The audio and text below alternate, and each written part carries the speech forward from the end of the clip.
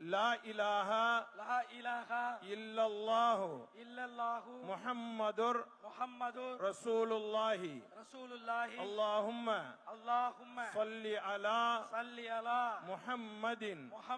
وعلى آل محمد وبارك وسلم عليه اللهم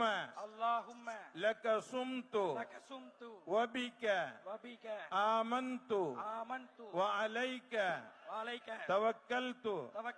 وعلى رزقك أفطرت فتقبل مني يا الله உனக்காகவே நோன்பு நோற்றோம்